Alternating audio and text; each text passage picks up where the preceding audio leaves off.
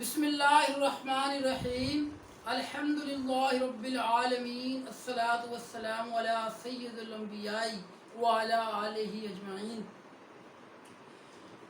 Students, आज हमारा lecture MCom 1 के लिए है और हमारा सब्जेक्ट है कॉर्पोरेट अकाउंटिंग और उसमें हम शेयर होल्डर इक्विटी डिस्कस करेंगे। और शेयर होल्डर इक्विटी के अंदर बेटा हमारा जो मेजर टॉपिक है वो है आज रिटेन अर्निंग्स। और रिटेन अर्निंग्स में हमने डिफरेंट टाइप्स की कंपोनेंट्स पढ़े थे। ये 5 कंपोनेंट्स थे रिटेन अर्निंग के। रिटेन के जो 5 कंपोनेंट्स हमने लास्ट लेक्चर में पढ़े थे। Retain earning has net income balances, balance of net loss, dividends, cumulative effect of change, prior period adjustments. ये बेटा सारी चीजें रिटेन अर्निंग में एडजस्ट करते हैं। Net income, net loss, dividend, cumulative effect of change और प्रायर पीरियड एडजस्टमेंट्स। उनमें से बेटा हमने ये 3 डिस्कस कर ली थी। नेट इनकम जब आएगी, नेट लॉस जब आएगा तो ये एंट्री होगी। आज हमारा टॉपिक है dividends, how we record the dividends, how we record the dividends. Dividend की 4 किस्में बेटो हैं, cash dividend, stock dividend, property dividend और लिक्विडेटिंग डिविडेंड। आज हम इनकी एंट्रीज करना सीखते हैं। आज जो हमारा जो टॉपिक है वो डिविडेंड है। तो आज हम करते हैं कि cash dividends, cash dividends. When company distribute its incomes, its earnings among the shareholders in form of cash, such dividends are called as cash dividends। और बेटा कैश डिविडेंड के लिहाज से 3 डेट्स को हम कंसिडर करते हैं। 3 डेट्स हैं हमारे रेलेवेंट। बेटो एक क्या होती है, रिकॉर्ड डेट, एक बेटा होती है डिक्लेरेशन डेट, डिक्लेरेशन डेट, और बेटो थर्ड वन होती है पेमेंट डेट। पहले हम डिक्लेयर करते हैं डिविडेंड और साथ ही रिकॉर्ड डेट डिक्लेयर करते हैं कि इस डेट के जो शेयर होल्डर होंगे लिस्टेड वो हमारे those are eligible for the dividend receipts. और फिर हम डिक्लेयर करते हैं इतनी अमाउंट या इस रेट से या इस रेशो से या इस परसेंटेज से या टोटल इतनी अमाउंट हम एज अ कैश डिविडेंड दे रहे हैं। और जिस डेट को हम पे करेंगे वो फ्यूचर की डेट्स होगी, आफ्टर फ्यू डेज और आफ्टर फ्यू वीक्स और आफ्टर फ्यू मंथ हम इतना डिविडेंड पे करेंगे, वो हमारी पेमेंट डेट होगी। जिस दिन हम स्टॉक मार्केट से लिस्ट लेंगे वो हमारी रिकॉर्ड डेट है। और जिस को हम डिक्लेयर करेंगे रिकॉर्ड डेट भी डिक्लेयर करेंगे, डिविडेंड की अमाउंट भी डिक्लेयर करेंगे, डिविडेंड की टाइप भी डिक्लेयर करेंगे, वो आपका डिक्लेरेशन डेट है। और जिस डेट को हम पे करेंगे डिविडेंड अपने शेयर होल्डर को वो हमारी क्या होगी बेटो, पेमेंट डेट। अब बेटो जो कैश डिविडेंड है इसकी ये हो सकता है कि कैश डिविडेंड में भी declare in dollar but in total amount कि इतना डिविडेंड देगी। कंपनी को इनकम हुई 27 मिलियन तो हमने कहा जी हम 20 मिलियन दे देते हैं। कंपनी को इनकम हुई 15 लाख, हमने कहा 10 लाख डिविडेंड दे देते हैं। कंपनी डिसाइड करती है कि हमने 2 लाख डिविडेंड देना है, वो बहुत बड़ी कंपनी होगी, वो अपने डिविडेंड मिलियंस में या बिलियंस में डिक्लेयर करेंगी। तो dividend amounts, cash dividend amounts में डिक्लेयर्ड एंड डिविडेंड। और जो प्रेफर्ड स्टॉक्स की अमाउंट है बेटो उसका पहले से प्री डिटरमिन्ड एक रेट होगा। तो बेटा वो जो रेट होगा that may be in dollar, that may be in percentage. If there is a percentage that will be calculated in the value of par, but if this rate is in dollar it means that is calculated with the number of shares। तो ये हमारे पास एक rate होगा या total में दिया होगा। जो प्रेफर्ड स्टॉक का डिविडेंड है वो प्री डिटरमिन्ड रेट होता है और जो रिमेनिंग अमाउंट होती है that goes to common stocks. ये बेटा उसके बारे अमाउंट्स के बारे में है। अब बेटा जब कंपनी डिक्लेयर करेगी dividend, when company declare the cash dividend,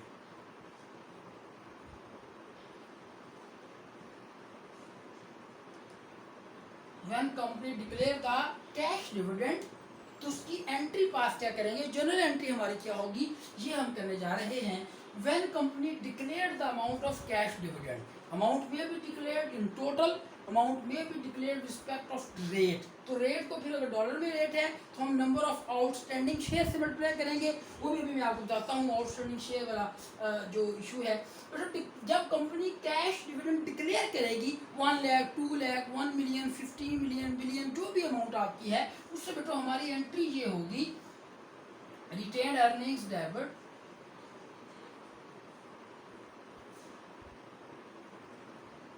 retained earnings debit and dividend payable credit। अब यहाँ पे दो सूरतें हैं कि आपके प्रेफर स्टॉक्स भी हैं, आपके कॉमन स्टॉक्स भी हैं, उनकी अमाउंट क्यूमुलेट करके टोटल आप एक ही अकाउंट में डाल दें डिविडेंड पेएबल। और ऐसी भी प्रैक्टिस हो सकती है कि आपका डिविडेंड बनता है कॉमन स्टॉक का 5 लाख, प्रेफर स्टॉक का बनता है 2 लाख, तो हम उसको अलग अलग रिपोर्ट करते हैं कि dividend payable on prefer stocks, dividend payable on common stocks. It is up to you, आप उनकी अमाउंट कंबाइन करके एज एग्रीगेट लिख लें या प्रेफर स्टॉक्स और कॉमन स्टॉक की अमाउंट आप अलग अलग लिख लें। तो ये बेटा आपने एंट्री करनी है when we declare the cash dividend, retain earning debit, dividend payable credit. I want to repeat the points कि आपके पास अगर प्रेफर स्टॉक्स भी हैं, अगर कॉमन स्टॉक्स भी हैं, अगर हैं ही कॉमन स्टॉक्स तो फिर वो एक ही एंट्री होगी retaining debit, dividend payable on common stocks. और अगर आपके पास प्रेफर्ड भी हैं, कॉमन भी हैं, we already outstanding both of the classes of shares preferred stock and common stocks, तो फिर आप चाहे तो उनका डिविडेंड इकट्ठा कर लें। फॉर एग्जांपल 6 लाख डिविडेंड है कॉमन स्टॉक्स का और 3 लाख डिविडेंड है आपका प्रेफर्ड स्टॉक्स का, टोटल कितना डिविडेंड हो गया 9 लाख। तो पूरा 9 लाख ही आप डेबिट कर दें और 9 लाख एक ही अकाउंट से क्रेडिट कर दें dividend payable. That is the one way. Second way क्या आप अलग अलग रिकॉर्ड करें कि retaining debit with the 9 lakh total dividend और dividend payable on common stocks with 6 lakh amount and dividend payable on preferred stock with 3 lakh amounts. तो ये दो डिफरेंट वेज हैं कि चाहे आप प्रेफर और कॉमन का डिविडेंड इकट्ठा डिक्लेयर कर दें लेकिन कैलकुलेशन अलग अलग की होगी आपने, या हम उनको रिकॉर्ड ही अलग अलग करें एक ही एंट्री में कि प्रेफर स्टॉक का डिविडेंड पेएबल इतना है और कॉमन स्टॉक का डिविडेंड पेएबल इतना है। बेटा one way.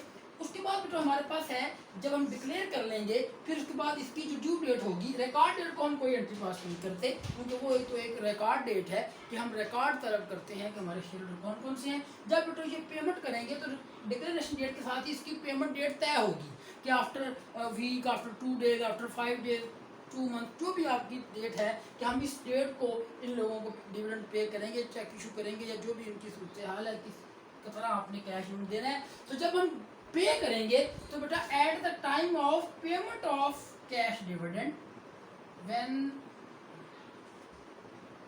We paid the cash dividend, जब बेटा हम डिविडेंड कैश डिविडेंड पे करेंगे तो बेटा फिर हमारी एंट्री बेटा ये होगी डिविडेंड पेएबल डेबिट और कैश और बैंक अकाउंट क्रेडिट। ये भी सिंपल एंट्री होगी, जितनी अमाउंट आपने पेड की यहाँ पे तो अमाउंट्स आएंगी इनकी और यहाँ भी वही अमाउंट आएगी जो आपने डिक्लेयर की होगी, वही अमाउंट बेटा हम यहाँ रिपोर्ट करेंगे। वो भी सेम है कि अगर आपने डिविडेंड पेएबल दोनों यानी कि प्रेफर्ड और कॉमन का इकट्ठा अकाउंट बनाया हुआ है तो यहाँ डिविडेंड पेएबल एक ही दफ़ा डेबिट होगा और कैश क्रेडिट होगा। और अगर आपने अलग अकाउंट्स बनाया है कि dividend payable on preferred stocks, dividend payable on common stocks, तो यहाँ भी 2 दफ़ा आएगा और ये एंट्री आपने कर दी। और अमाउंट में पहले बता चुका हूँ। जहाँ मैंने एक बात अभी की थी आउटस्टैंडिंग शेयर्स की, उस हवाले से मैं आपको पॉइंट्स क्लियर कर दूँ कि आप हमारे पास जो शेयर्स हैं या स्टॉक्स हैं वो एक होते हैं authorised, these are maximum shares which the company can issue to the general public. For the shares we got permission from the government. वो हमारे पास क्या होता है बेटो, वो हमारे पास है ऑथराइज्ड शेयर्स या ऑथराइज्ड कैपिटल या ऑथराइज्ड स्टॉक्स। ओके, फिर बेटो उसमें से बेटा ऑथराइज्ड में से जो हम इशू करना चाहते हैं या इशू हो चुके हैं वो बेटो हमारे पास क्या होते हैं इशूड शेयर्स, क्या होते हैं इशूड स्टॉक्स या इशूड शेयर या इशूड कैपिटल। ऑथराइज्ड का कुछ हिस्सा जो हमने अवाम को इशू किया वो बेटो हमारे इशूड, फिर उसमें से जो अवाम सब्सक्राइब करेगी वो सब्सक्राइब्ड कैपिटल, और फिर बाद में जितने भी हम इशू कर देंगे एक्चुअली वो बेटो हमारे इशूड एंड पेड अप या कुछ भी उसको इकट्ठा नाम दे लें, issued and paid up shares. और एक अभी जो मैंने आपको बोला है वो है आउटस्टैंडिंग शेयर्स। क्या है आउटस्टैंडिंग शेयर्स। ये बेटो हमारे पास ये जो 4-5 हमने टॉपिक्स पढ़े हैं ये शेयर के हिसाब से authorised, subscribe, issued and paid up, और फिर बेटा क्या है आपके पास आउटस्टैंडिंग शेयर्स हैं। इनका बेटा यहाँ पे क्या रोल है देखिए, हमारे लिए जो इम्पोर्टेंट है वो है issued shares. For shares against which we received the capital, we received the money and share allotted or issued to the shareholders or general public or investor, कि हमने पैसे ले लिए और शेयर जनरल पब्लिक को हवाले कर दिए, उनके नाम हमने दे दिए, तो वो क्या हो गया इशूड शेयर्स। और इशूड शेयर्स कहाँ पे बैठो, ये हमारे इस मार्केट में अवेलेबल है, 1 लाख 2 लाख 5 लाख 10 लाख जितने भी हमने इशू किए। For example we have a 1 million share outstanding, हमारे पास कितने शेयर इशू किए हमने for example 1 million share issue किए, और उसके बाद हमने for example 50,000 share we purchase from the market.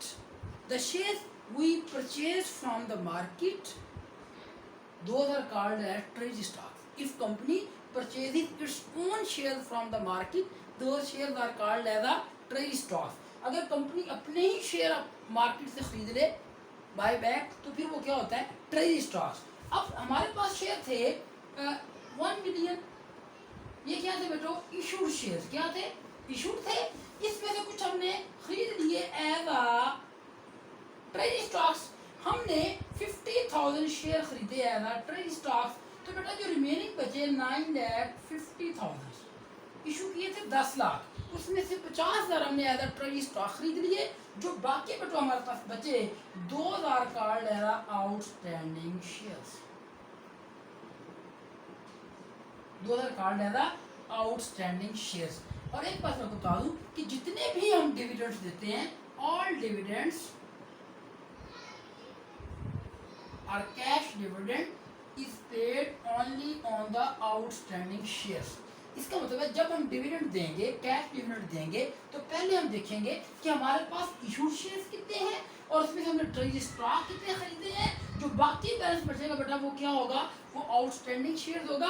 अगर हमने डिविडेंड की कैलकुलेशन होगा तो लंप सम डिक्लेयर्ड है तो वही अमाउंट आएगी। अगर लंप सम डिक्लेयर्ड नहीं है, हमने डिविडेंड का रेट डिक्लेयर किया है कि एक डिविडेंड का रेट डॉलर में भी हो सकता है, परसेंटेज में भी हो सकता है, और ये मैं आपको बता चुका हूँ कि अगर रेट डॉलर में होगा तो सर किससे करेंगे, नंबर ऑफ आउटस्टैंडिंग शेयर से, और अगर रेट परसेंटेज में होगा तो हम आउटस्टैंडिंग शेयर्स की पार से मल्टीप्लाई करेंगे। यानी कि दोनों सूरतों में हमें जरूरी है कि हम आउटस्टैंडिंग शेयर्स कैलकुलेट करें।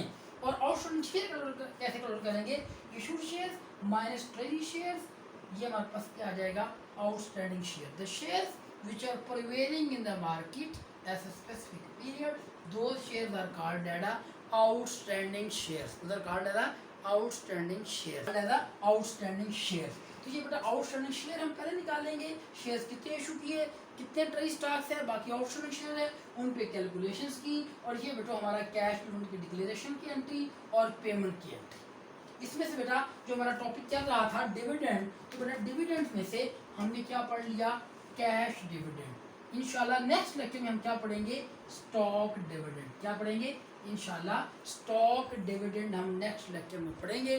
तब तक के लिए हमें इजाज़त दीजिए, अल्लाह हाफिज़।